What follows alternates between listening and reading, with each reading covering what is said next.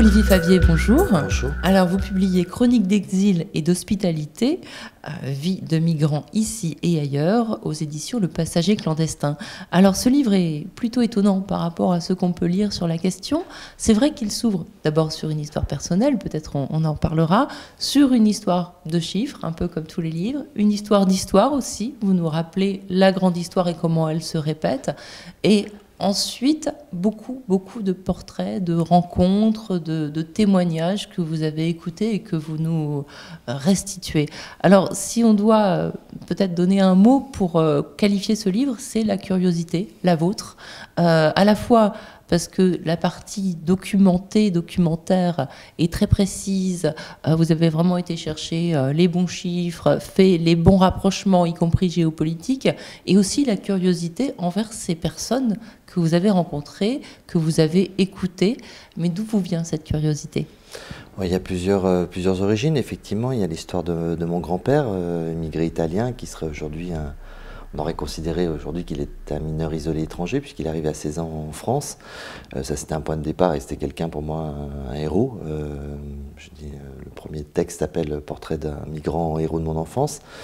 Pour le reste, effectivement, je pense que quand on a commencé à écouter ces histoires-là, on les écoute d'une manière... il y a effectivement des choses très dures qu'on entend, mais il y a aussi des choses qui suscitent l'admiration, l'intérêt, la curiosité. J'ai fait des voyages assez extraordinaires juste en écoutant les personnes qui m'ont raconté leur voyage. Vous vous souvenez du premier à qui vous avez parlé ? Je crois, si je ne me trompe pas, que c'est Abacar, qui s'appelle pas vraiment Abacar en fait, mais voilà, on a changé son prénom, il a donné le prénom qu'on lui avait donné ici, qui est soudanais, que j'avais rencontré à la chapelle, et parmi plein de gens. Et puis je l'ai retrouvé dans un dortoir à côté de l'église Saint-Bernard. On s'est reconnus et puis je lui ai proposé de faire un entretien. Et on s'est retrouvés sur une table et on a commencé à discuter. Et il m'a raconté toute son histoire depuis son enfance en fait, jusqu'à son arrivée à Paris. C'était pas la première histoire que j'entendais, mais je pense que c'était la première histoire que j'entendais avec autant de détails. Je crois que vous le qualifiez d'ami dans le livre, si je ne me trompe pas. Vous dites mon ami Abacar. Il y a des liens qui se sont tissés avec lui ? Oui, avec lui, avec beaucoup de... C'est vrai que de toute façon, le fait d'entendre une histoire très longue, déjà, tout le monde n'accepte pas de se confier. Je pense qu'effectivement, quand on accepte de confier son histoire à quelqu'un d'autre, c'est qu'il se passe quelque chose assez rapide. Et c'est vrai que plusieurs reprises, je me suis retrouvé comme ça avec des gens avec qui j'ai commencé à parler. En 15 secondes, 20 secondes, on savait qu'on était copains. Et c'était assez surprenant. Très joli aussi comme... mais il y a Ismaël aussi, un Syrien, que je cherchais quelqu'un d'autre en fait, dont j'avais déjà entendu un petit bout de témoignage. Et c'était pour Bastamac que je faisais une série de portraits. Et puis il y a quelqu'un qui je cherchais donc ce garçon et puis qui m'a dit mais non mais c'est lui qu'il faut que tu interroges. Et puis en 10 secondes on était cul et chemise en fait, voilà. Et il m'a raconté son histoire qui était pas la plus... c'est une histoire qui s'est relativement bien passée dans la mesure où il n'y a pas eu de décès ou de blessures, etc. Mais c'était une histoire très très dure. Mais c'était très étrange parce qu'il me racontait ça, puis des épisodes absurdes dans son parcours. Et en même temps, par moments, il se mettait à rigoler. Et voilà, et on avait... comme si effectivement tout ça était une comédie. Et c'était très étrange en fait.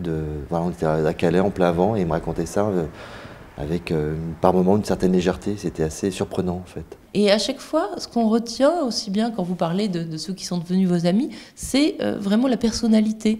On oublie presque les cases où on les met d'habitude, c'est-à-dire c'est pas des Érythréens qui ceci, cela. Évidemment, il y a les histoires terribles qu'ils ont vécues, les noyades de leurs proches sur des bateaux, le fait d'être entassés comme des animaux dans des camions par des passeurs à qui ils ont demandé de les faire fuir l'horreur qu'ils vivaient, qu'elle soit économique ou politique ou la guerre, tout ça se mêle évidemment. Les catégories n'ont plus grande efficience à ce niveau-là, mais on voit des peintres, on voit des gens qui parlent 5 langues, on voit des choses et des gens qui ont des choses à nous apprendre. Ah ben, c'est des parcours qui sont des parcours d'aventure, des parcours épiques, moi en écoutant ces histoires, j'avais l'impression d'être plongé dans des grands romans du 19e siècle, dans des pièces de Shakespeare, dans des pièces de Brecht, dans du théâtre antique. Enfin, on retrouve tous les grands thèmes de l'humanité, hein, que ce soit l'amour, la mort, la trahison, la séparation, la tragédie au sens voilà, du destin qui s'abat sur vous. Et une capacité... alors, il y a une dimension tragique, il y a une dimension épique, justement brechtienne presque. C'était vraiment des parcours des parcours d'initiation, surtout quand on parle de jeunes. Ce qui m'a beaucoup impressionné, c'est que les jeunes que j'ai pu rencontrer, quand j'ai fait des interviews avec eux, avaient entre les 17 et 20 ans. Et on est face à des personnes qui ont une maturité, des capacités d'analyse, y compris politiques, qui sont juste impressionnantes et hallucinantes. Vous êtes aussi allé rencontrer des gens qui accueillent, parfois même contre la loi. Oui, alors il y a pas mal de... Oui, il y a quelques portraits. J'aurais voulu en faire plus parce qu'il y a vraiment des cas de figure extrêmement intéressants, extrêmement nombreux, mais des deux côtés, j'ai envie de dire. Enfin, du côté des migrants, évidemment, il y a énormément de choses, y compris des choses que je n'ai pas pu raconter, parce qu'on pourrait remplir des livres entiers sur cette question-là.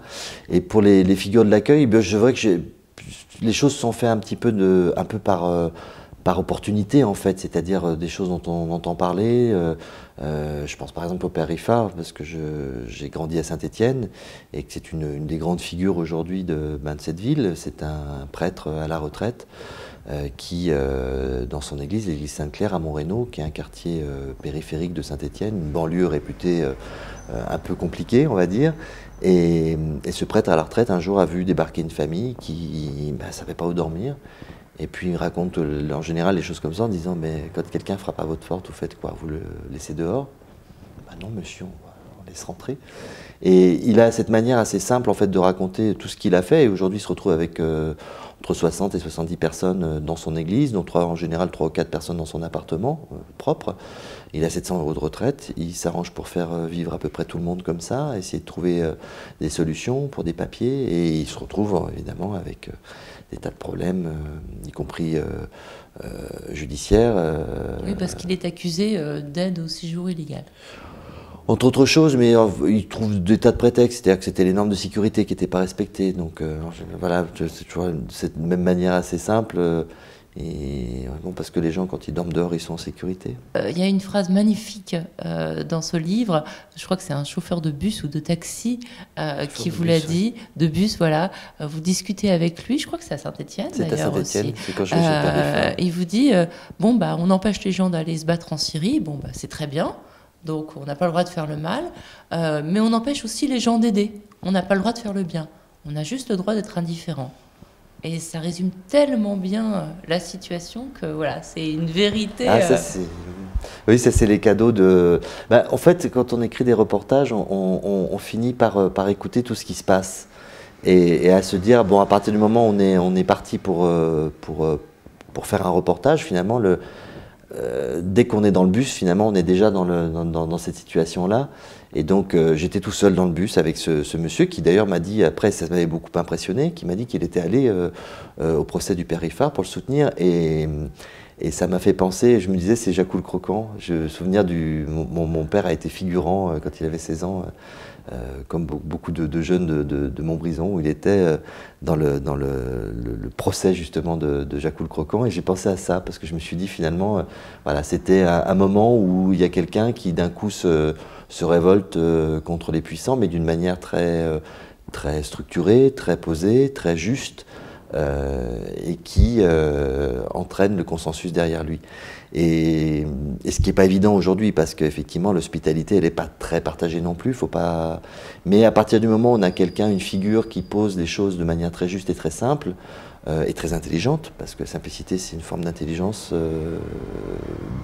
qui est très élaborée, je dirais, on peut finalement entraîner les gens derrière soi, puis se faire comprendre qu'effectivement, ce qu'on est en train de faire est quelque chose qui va dans le sens de tous.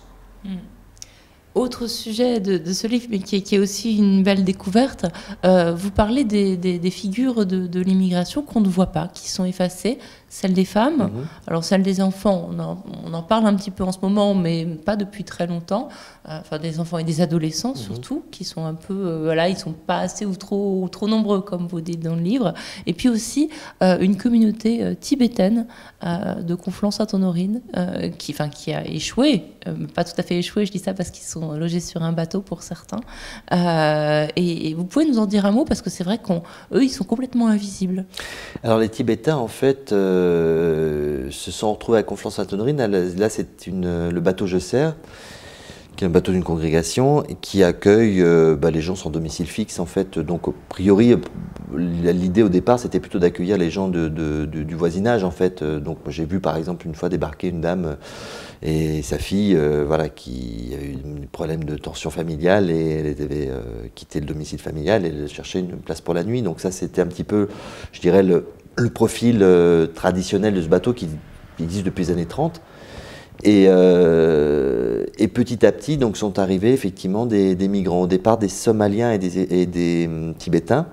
Puis c'est les Tibétains en fait qui ont pris le dessus en quelque sorte. Et puis finalement, quand les Tibétains arrivent, les gens disent les Tibétains, il faut qu'ils aillent là-bas, à tel endroit. Donc on les voit en général un petit peu au Jardin des Halles, quelques jours ou quelques heures parfois, et puis ils vont directement à Conflans-Sainte-Honorine. Après, ce qui s'est passé, c'est que ce bateau peut accueillir une 60aine de personnes, et que lorsque j'y suis allé, il y avait 160 personnes, donc il y en avait qui dormaient dans des toiles de tente sur le pont. Il y a deux ponts, un pont autoroutier et un pont qui est un pont pour les piétons et les bicyclettes, donc ils dormaient là, et certains dormaient dans les soubassements du pont, dans des conditions, dans des endroits où on ne peut pas se tenir debout, où il y a de l'humidité. C'était, même pour y accéder, c'était vraiment très compliqué, quoi. Voilà, c'était un peu une performance physique.